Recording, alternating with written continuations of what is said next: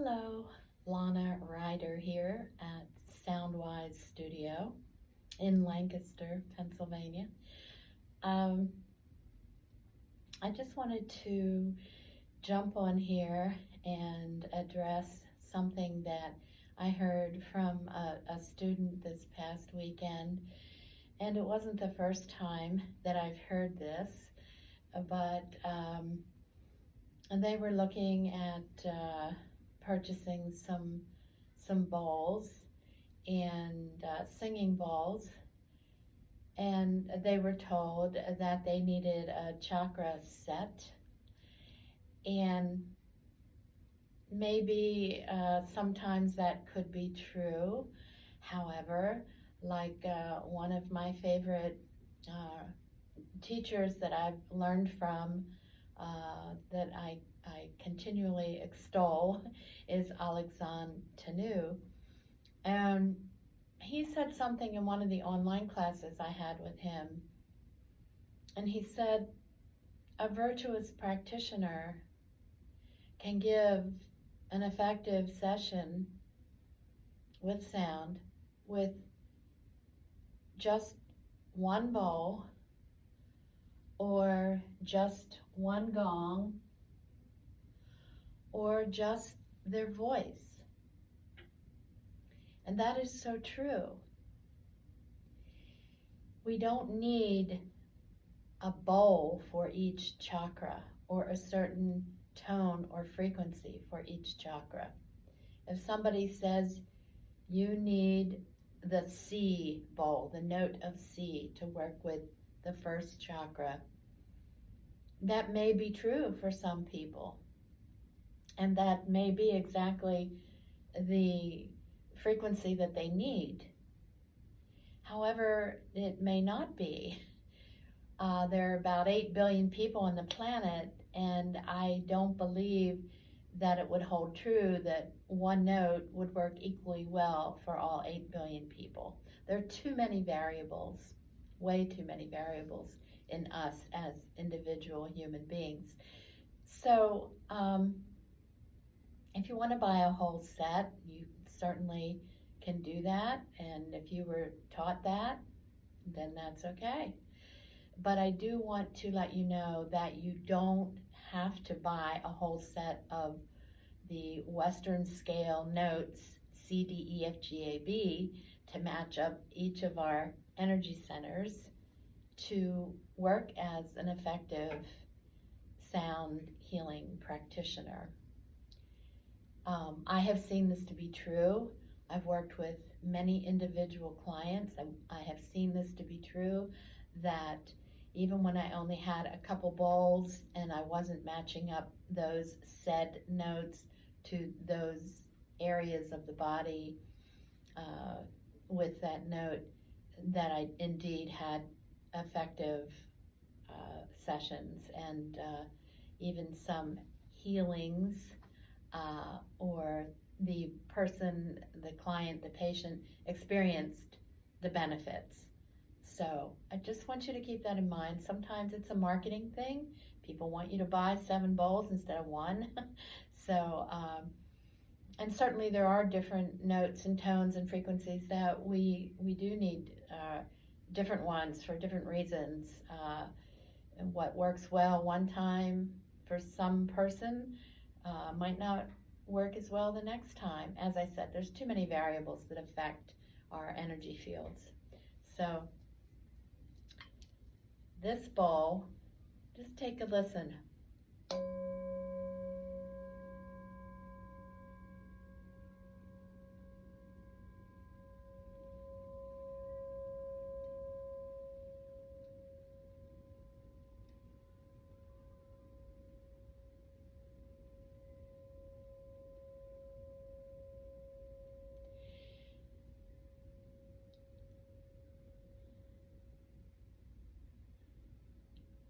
It's still going. I don't know if you can hear that or not. But of course, one of the most important things in buying a bowl is that you like the sound of it, since you're going to be working with it all the time. But I just want to jump on here and say that about this having to have a certain note for each chakra, because there are many other scales in the world besides the 12-note Western scale. And so, even in nature, all of nature doesn't make her sounds according to the Western 12-note scale. There's a lot of notes between the notes, and sometimes we miss out by thinking so black and white about those kind of things. So keep an open mind. And then I'm going to recommend 2 books. These are older books, but at the beginning of my journey into studying sound as a healing modality, these 2 books were really very helpful. They're not what I would call a quick fix or an easy read, but they really educate you, and that's one of the most important things we can do for ourselves if we're going to practice sound. So the first one is by Frank Perry, and it's called Himalayan Sound Revelations. Many people in the sound practitioner field recommend this book also. Frank has done a lot of research, and it's not just on the bronze bowls, but it's pretty much very informative on sound healing in general. A lot of good people recommend this book, and it's just really filled with a lot of information. Another book that's an older one, I think this originally came out in 2001, but this is the updated version that came out in 2014, is by Richard Gerber, MD. He's an internal medicine practitioner, vibrational medicine. It's at the time, the #1 handbook of subtle energy therapies. Sound is an energy therapy.